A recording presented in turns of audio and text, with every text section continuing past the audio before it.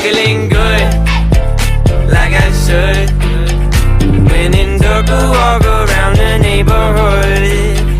Feeling blessed, never stressed. Got that sunshine on my Sunday best. Yeah, hey, every day can be a better day despite the challenge.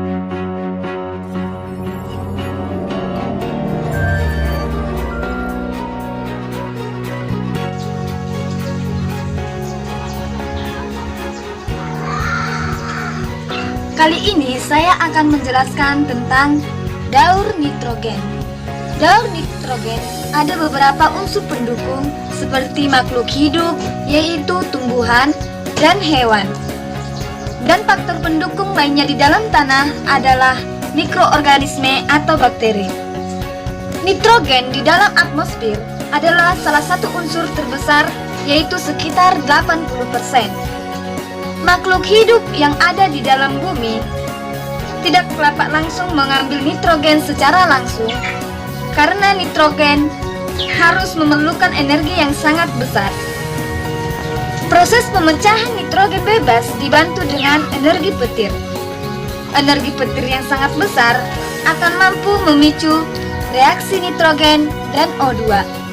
Reaksi nitrogen dan O2 akan menghasilkan NO2 dan NH2.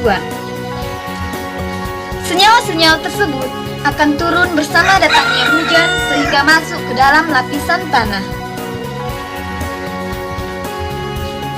Dan beberapa mikroorganisme di dalam tanah mampu mengikat nitrogen dari udara, contohnya seperti mikroorganisme Rhizobium. Mikroorganisme Rhizobium akan bersimbiosis dengan akar tanam polong-polongan sehingga menyuburkan tanaman inangnya. Yang kedua, bakteri Protobacteria. Mikroorganisme Protobacteria dapat juga mengikat nitrogen sehingga proses-proses pengambilan nitrogen dari udara hingga masuknya ke dalam tanah hingga Contoh mikroorganisme yang kedua yaitu mikroorganisme Protobacteria. Mikroorganisme Protobacteria akan mengalami amonifikasi sehingga menghasilkan amonium atau NH4.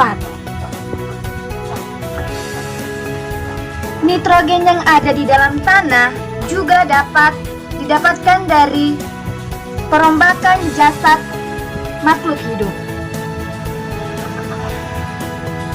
Jasad makhluk hidup terdiri dari asam amino dan protein. Zat-zat ini adalah zat yang tersusun dari nitrogen. Jasad makhluk hidup akan berubah menjadi detritus dan dicerna oleh detritivores sehingga mengalami dekomposisi yang menghasilkan amonium dan NH atau NH4.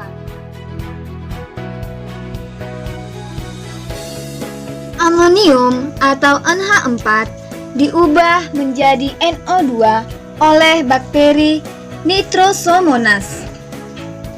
NO2 akan diubah lagi menjadi nitrat oleh bakteri aerob.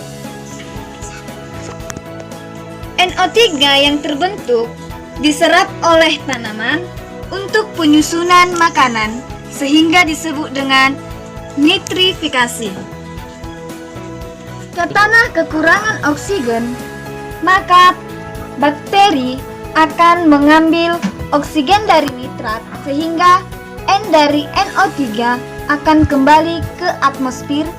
Hal ini disebut dengan denitrifikasi.